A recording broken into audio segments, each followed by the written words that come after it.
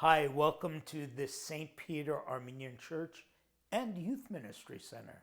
This is a beautiful facility that we entered in 2003, and here we are in 2024, some 21 years later, exactly to the date we opened the doors to this beautiful church on Palm Sunday, and here it is Easter week. We're going to be closing it up. And I thought I'd give you a little tour of this beautiful facility, and more importantly, what it really accomplished, the mission that accomplished.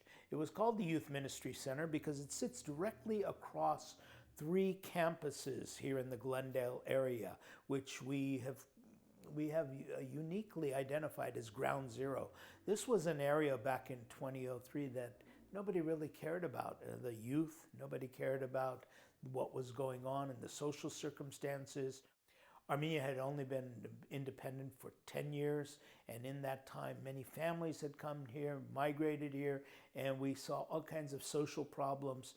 And this one little haven was giving them hope, especially to the young people. So here we are, 21 years later, and I wanted to just share with you this beautiful facility. What you see directly behind you or across from me is the stained glass window with Jesus' welcoming arms, but also Holy Echmiadzin. In other words, we have a mission here. It's tying people with something greater than themselves. Of course, the God energy that's there, and here on earth, that holy church, Echmiadzin.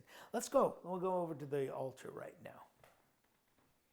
So walking down this beautiful aisle here, these pews that you see were part of the original church when we first bought it. This was a church, a Protestant community had been using this church. And when we got it in 2003, these pews were pretty used up. They had seen a life.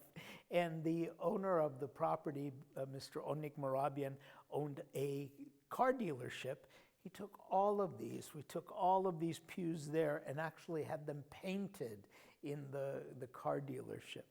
What you see around you is really a community effort. That's why I bring it up.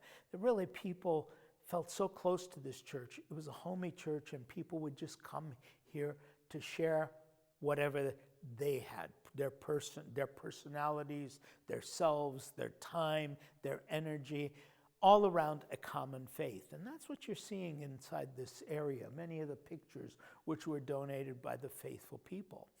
The altar area was constructed out of wood. It was a gentleman named Mike Garagos who actually put together this beautiful altar. It was his idea to put it together in this fashion because we wanted to reflect the hominess of this facility, that it wasn't really a overwhelming place, but a place where people could come and offer their gifts, where they could come and find sanctity and solitude.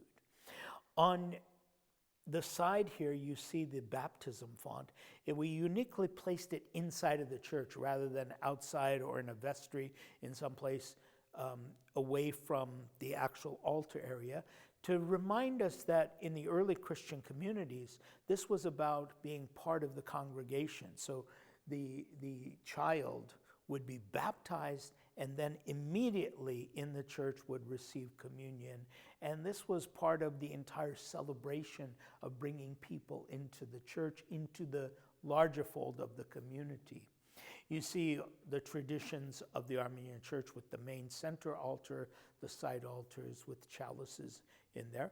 And directly in front of the altar, you find two khachkars. These khachkars were dedicated back in 2005 on the 90th anniversary of the Armenian genocide. In a few moments, we'll be going back there, and there is a beautiful icon that was dedicated in 2015 on the 100th anniversary of the Armenian genocide. These I bring up because the genocide was really part of how this church all came together. The idea that we're here in Glendale away from Armenia is only because the result of an exile that was from our homeland after that genocide. But we'll get into a little bit more. Just wanted you to see this facility. Now we'll go towards the back of the church and check out these beautiful murals. So join me. Let's go back that way.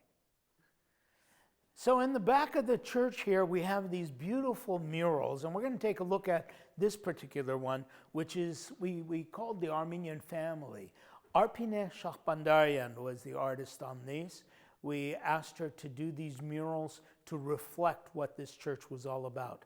And this is the Holy Family, Jesus in the center, and people of all ages and all types all around.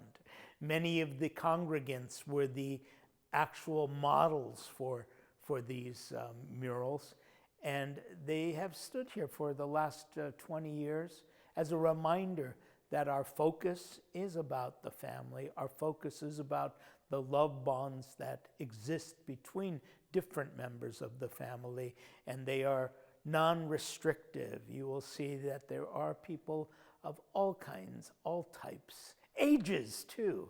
And it's just a beautiful reflection of what we did over here. It says up at the top, Yesim janabari ev jshmardutuni ev kyank voch vokka arhair yete voch irnen. And this is to say, I am the way, the truth, and the life. No one goes to the Father except through me. And we honestly believe that, you know, as the incarnation of love, this is the path. The path of love is what brings us, unites us to God. Let's take a look on the other side now. So on the other side, we find another mural, and this mural reflects the birth of our church and the birth of our faith. This is Saint Gayane and Haripseme. On the side is Saint Peter, which he traditionally in iconography, he holds the keys to the kingdom. And so that is reflected in that image. But the two ladies that you see here, Haripseme and Gayane, were the beginning of our faith, our Armenian Christian faith. Because of them, St. Gregory the Illuminator in Armenia was released from the pit, and that beautiful story comes together in the culmination of the church. And you see the structure right next to him, that the church was born out of the faith of the people. On the extreme side, you see an icon, which I alluded to earlier. This was dedicated on the 100th anniversary of the Armenian genocide in 2015, and it was consecrated with Holy Miron. It became an official icon of our church, and this consecrated mural reflects our people during the last 100 years, the birth of our people. And in the center is the cross, in the center is the Armenian church, and from it is reflected the new life, the new resurrected people of the Armenian nation. A very beautiful and appropriate icon, and of course right in front of it is an area where worshipers can come and light their candle and make an offering of prayer and incense. So these two beautiful murals that I showcased right now really are the backdrop of our church. And that's it. What you see is a beautiful space that became alive because of the faith of the people. I have to mention here too that Dr. Hrar Dekmedjian, a deacon of the church, a prolific political scientist who was many times been quoted through the years, was our choir director. And very unique in this church, we never had choir robes. We never sectioned off people. The entire community sang in the worship. And so as I look back on this church and look at the imagery, and I look at the empty seats here, I remember the many years when we would pack this place and we would have the entire congregation singing our Armenian sharagans and participating in the liturgy. So in 2003, when this church was offered to me, I said, okay, well, this is a church, very nice. It could be used for church purposes, but I told Mr. Marabian, I said, you know, I'm the youth minister, I youth director for the diocese. I said, I was really looking for something that I could do youth ministry. And he took me through the whole church, and I was very impressed, but never realized where I was. And I opened these doors this way, exactly. I came out these doors that day. It was nighttime, and when I opened the doors, I saw this cluster of school. We have Hoover High School, we have Toll Middle School, Mark Keppel Elementary School. It's a cluster of schools where the majority of the population of the student body is Armenian. And I had I had tears in my eyes that day. I'll never forget it. Because when you pray for a youth ministry, God doesn't take you to the old age home, doesn't take you to the convalescent home. He takes you to the schools. And this is where he brought us. And this youth ministry functioned for several years with these children coming here where they would study. We had students from USC, UCLA, Glendale College coming here as mentors for these children who would come here. They would study down in the basement. They would come into the church. We'd have Bible studies. We'd have opportunities for them to grow spiritually and, of course, as part of the community. It was a very special effort that took place here because of the prayers of the people, because I truly believe it was God ordained. That is the story of the St. Peter Armenian Church and Youth Ministry Center. Thanks for joining us.